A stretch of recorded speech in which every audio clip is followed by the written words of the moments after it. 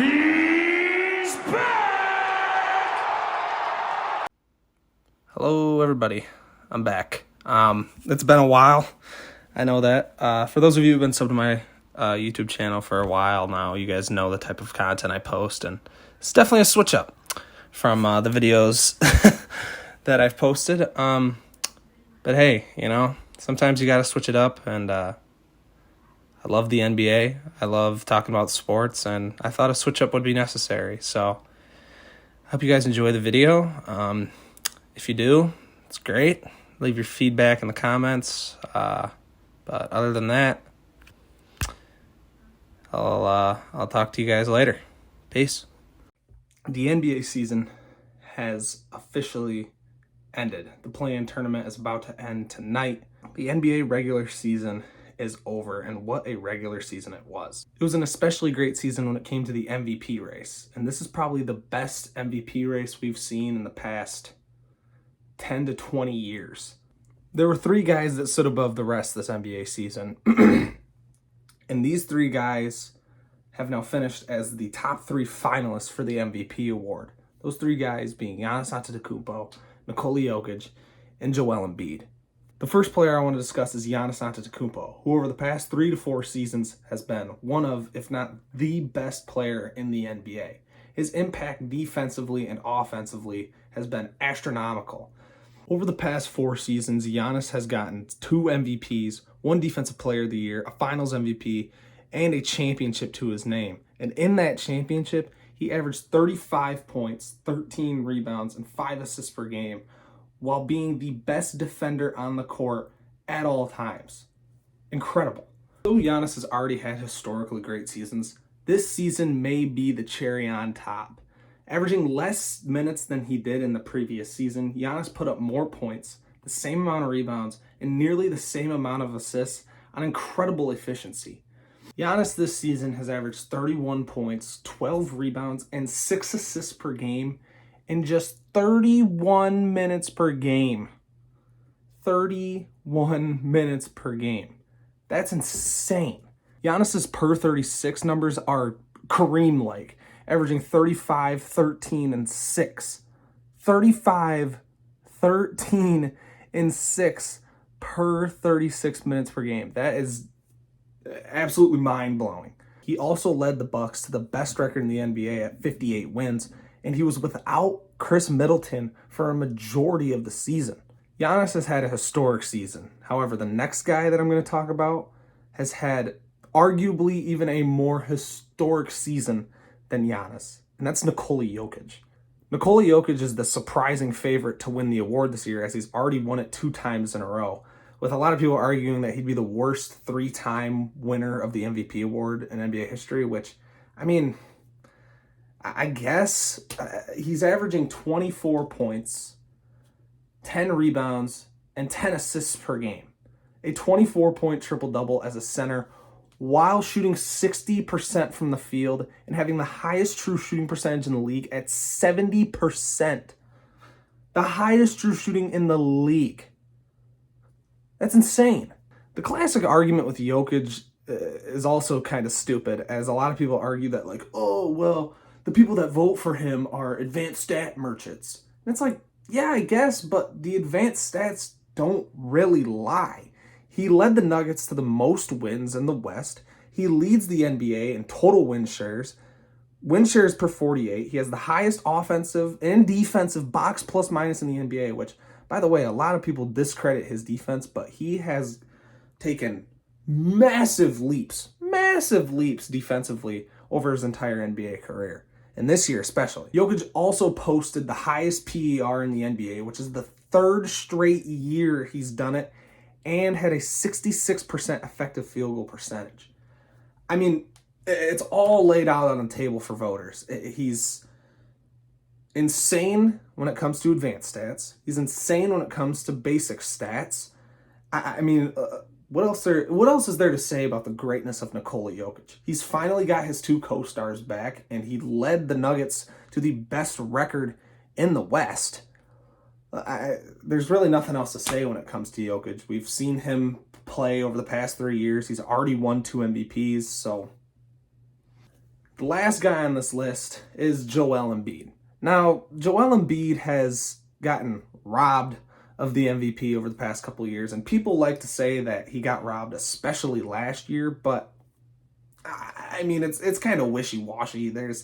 You really could have given it either way. Both of these guys had incredible seasons, and I mean, the way I would have voted, I don't know. I probably would have given it to Jokic, but if you gave me a good argument, I definitely would have voted for Embiid. You didn't even have to give me a good argument. You could have given me just the most basic argument for him, and I probably would have been swayed. This season, though, may be Embiid's best. He's leading the NBA in points per game at 33 points per game.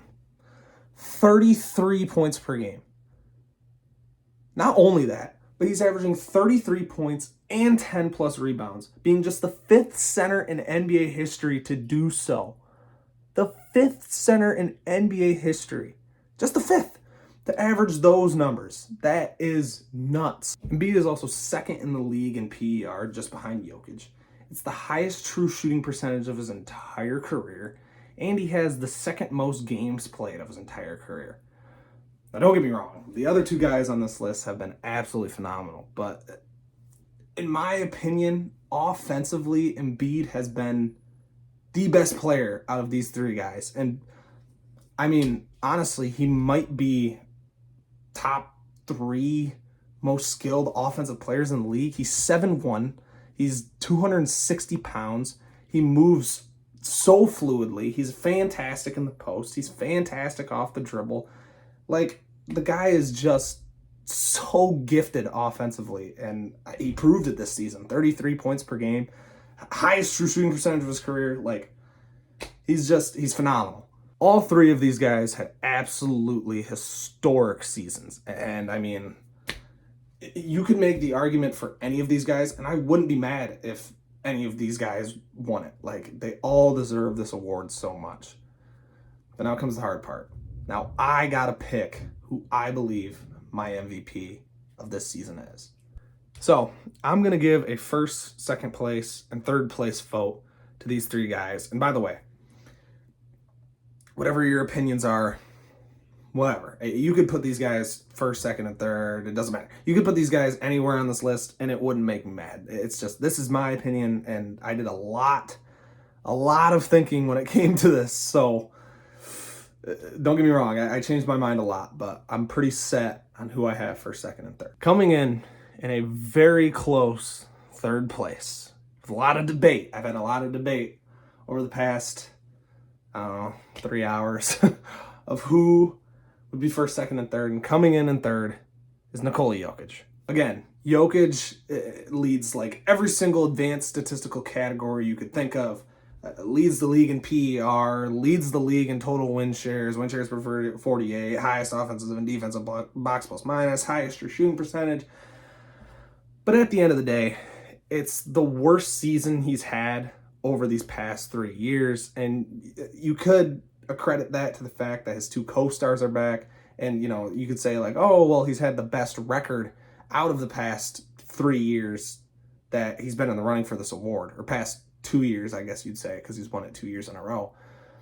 But in terms of his individual numbers, like 24, 10, and 10 is great, but the only reason that people are freaking out about it is because he's a center. I understand the advanced statistical categories do not lie. The advanced stats don't lie. Well, they kind of can. But again, it's just the other 2 guys that are in the running for this award, they have more wins. Their basic counting stats just are better. And again, they probably had less help, which again, you could put that against Jokic, that he probably had the most help out of these 2 guys. But again, like, it's a very close 3rd place. Coming in 2nd place, drum roll please, Giannis Antetokounmpo. Giannis probably had the best season of his career so far, other than the 2019-2020 season where he won MVP and Defensive Player of the Year. But bubble year, it was Disneyland MVP. No, I'm just kidding.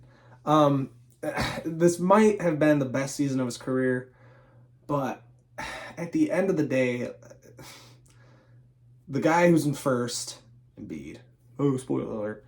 The guy who I have in first just played better, in my opinion. He just had a better year, and I mean, again, Giannis was without Chris Middleton, but he also had Drew Holiday this season, who was fantastic. He had Brook Lopez, who's in the running for Defensive Player of the Year.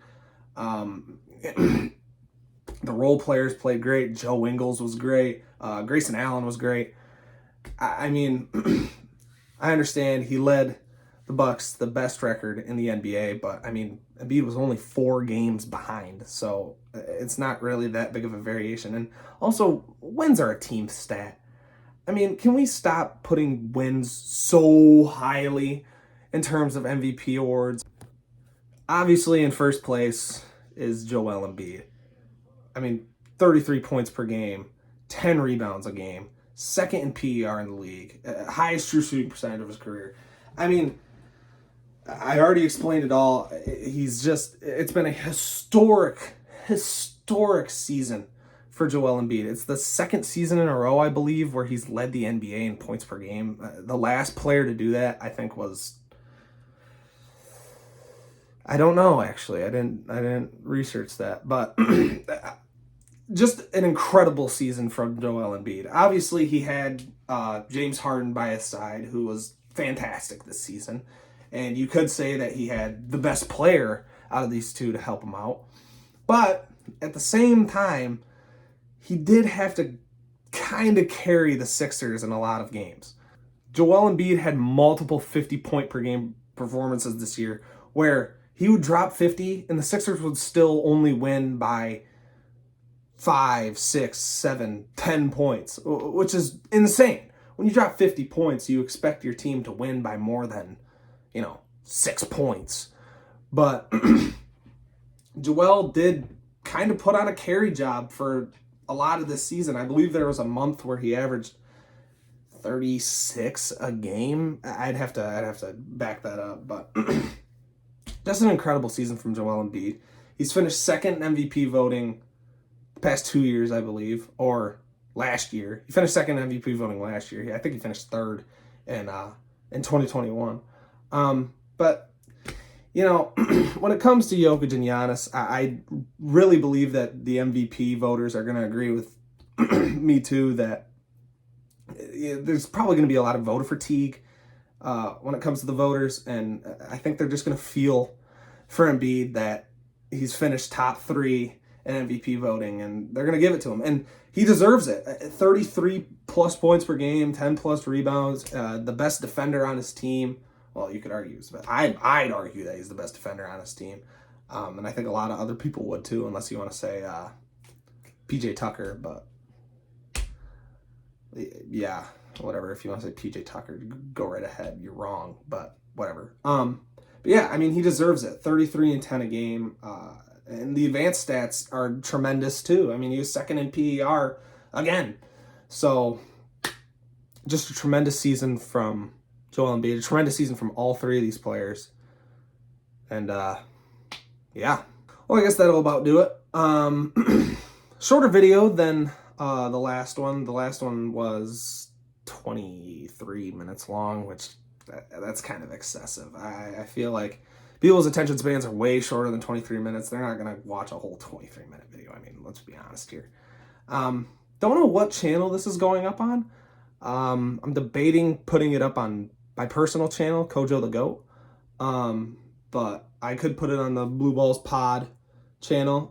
By the way, we're debating changing that name because it's like, ugh.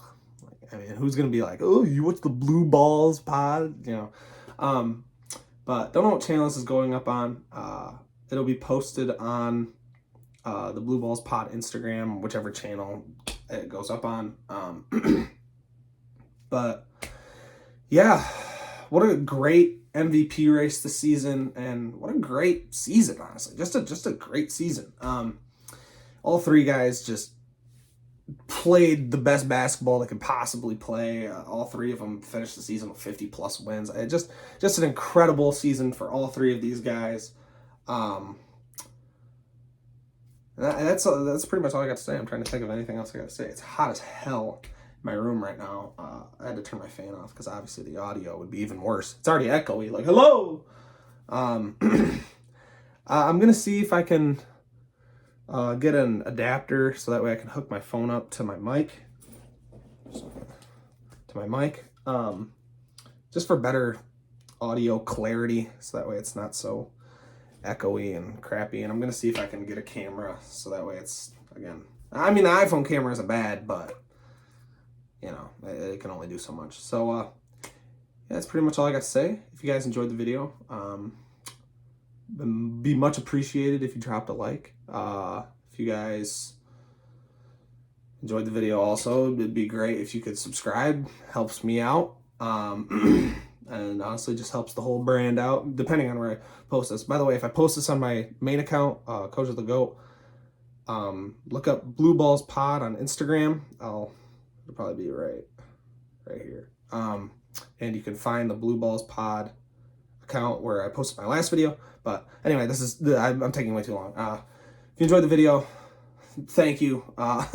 Leave your thoughts and comments in the comment section, and see you guys in the next one. Peace out.